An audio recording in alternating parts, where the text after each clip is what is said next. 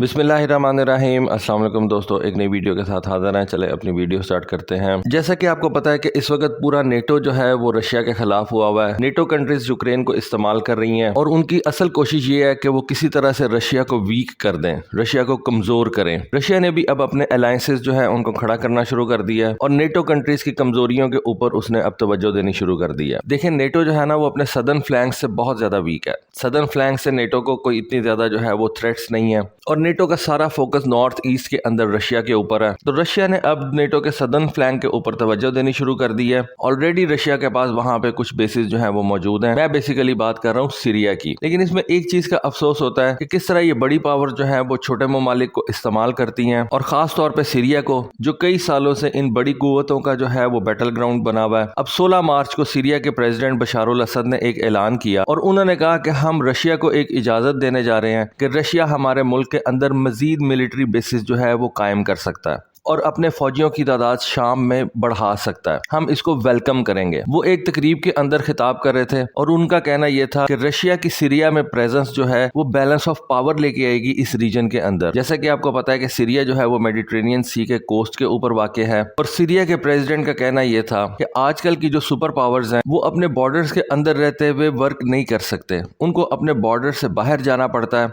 अपने एलाइज के साथ बेसिस जो है वो बनानी पड़ती हैं। वैसे देखें, अमेरिका भी बिल्कुल यही करता है। अमेरिका भी अपने बॉर्डर्स के बाहर ही जाता है। यूरोप के अंदर अमेरिका बैठा हुआ है। अब इस वक्त अमेरिका का जो सबसे बड़ा फोकस है वो ऑस्ट्रेलिया के अंदर नजर आ रहा है। जापान के अंदर उसकी फोर्सेज हैं। तो अमेरिका भी तो बिल्कुल यही काम कर रहा है। रशिया भी बहुत देर से ये काम कर रहा है, लेकिन रशिया ने अब ये फैसला किया है कि वो शाम के अंदर अपनी फोर्सेज की तादाद को बढ़ाएगा और नेटो के ऊपर वो उनके सदर्न फ्लैंक से जोर डालेगा, प्रेशर डालेगा। और इसके लिए रशिया के पास सीरिया से बेहतर मुल्क और कोई नहीं हो सकता। सीरिया के अंदर ऑलरेडी रशिया की 2 बेसिस मौजूद हैं। रशिया सीरिया के अंदर एक एयर बेस इस्तेमाल करता है जिसको उसने बहुत ज्यादा पिछले दिनों के अंदर अपग्रेड भी किया है। रशिया के Su-57 जहाज इस एयर बेस से आके तो ऑपरेट करते रहे हैं। Su-35 जहाज, इवन रशिया के Tu-22 बॉम्बर्स जो हैं वो इस सीरियन बेस के ऊपर से आके ऑपरेट करते रहे हैं। डेफिनेटली Tu-22 बॉम्बर को इस्तेमाल करने के लिए इस बेस को अपग्रेड करना पड़ा था। सीरिया और रशिया ने मिलकर इस स्ट्रेटेजिक बॉम्बर को यहाँ पे प्लेस करने के लिए सीरियन एयर बेस को अपग्रेड किया। फिर उसके अलावा रशिया सीरिया के अंदर एक लताकिया की पोर्ट जो है वो इस्तेमाल करता है। बड़ी स्ट्रेटेजिक पोर्ट है, बहुत ही इंपॉर्टेंट जगह के ऊपर प्लेस ये पोर्ट है।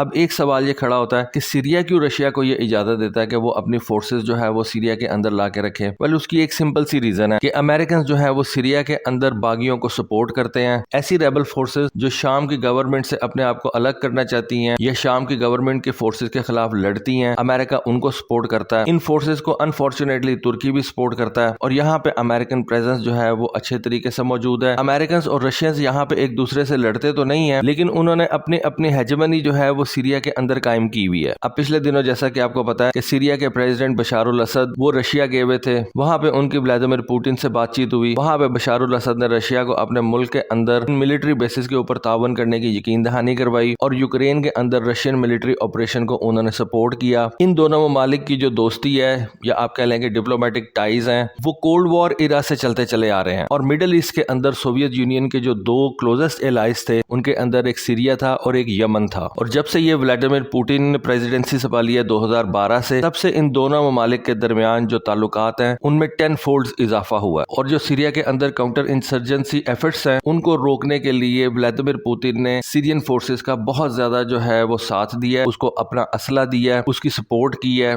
और सीरिया को मिलिटरीली उसने बहुत ज्यादा एक मजबूत कंट्री बनाने की कोशिश की है। जब 2016 के अंदर अमेरिकन काउंटर इंसर्जेंसी प्रोग्राम में बहुत ज्यादा शिद्दत आ गई तो उस वक्त रशिया ने सीरिया की बहुत ज्यादा मदद की और सीरिया के अंदर एक बेस के ऊपर उसने अपने MiG-21 जहाज, अपने Tu-22 जहाज, Su-57 जहाज तक भेज दिए। और ये जो लताकिया के अंदर इस वक्त रशियन नेवल बेस है वहां पे उसने अपने वॉरशिप्स, अपनी सबमरीन्स जो हैं वो तवातर के साथ भेजता रहा। अमेरिकन को यहाँ पे तुर्की की मदद भी हासिल थी, जबकि रशियंस जो हैं वो सीरिया की मदद करते थे। नेटो कंट्री सीरिया के ऊपर एक नो फ्लाई जोन क्रिएट करना चाहते थे। ये बेसिकली एक बदमाशी होती है कि आप किसी दूसरे मुल्क के ऊपर एक नो फ्लाई जोन जो है वो क्रिएट کریٹ کر دیں، لیکن رشین پریزنس کی وجہ سے نیٹو یہ ایسا کرنے میں جو ہے وہ ناکام رہا۔ اس وقت امریکن فورسز جو ہیں وہ نارتھ ایسٹرن سیریا کے اندر موجود ہیں۔ وہاں پہ جو ریبل فورسز ہیں انہوں نے امریکہ کو ویلکم کیا ہوا ہے، امریکنز وہاں سے آپریٹ کرتے ہیں۔ یہ ساری ویسٹرن کنٹریز جو ہیں وہاں پہ موجود ہیں، کسی نہ کسی طریقے سے یہ امریکہ کو وہاں پہ سپورٹ کرتے ہیں۔ اور ایک میں آپ کو اور بات بتا دوں، امریکہ کا اس وقت جس ایریا کے اوپر قبضہ ہے وہاں پہ سیریا کا 80% آئل موجود ہے۔ یہ جو شام کا نارتھ ایسٹرن حصہ ہے یہاں پہ سیریا کی 80% آئل ویلتھ جو ہے وہ موجود ہے، اور وہاں پہ امریکہ نے قبضہ کیا ہوا۔ وہاں جو ریبل فورسز ہیں ان کو امریکنز جو ہے وہ سپورٹ کرتے ہیں تاکہ کل کو اس ایریا کو ایک الگ سے ملک بنا کے اس کو ریکگنائز کر کے وہاں پہ جتنی یہ تیل کی دولت ہے اس کو وہاں سے امریکن کمپنیز آ کے تو نکال کے لے جائیں گے۔ لیکن چونکہ شام اپنے ملک کو خود سے پروٹیکٹ نہیں کر سکتا،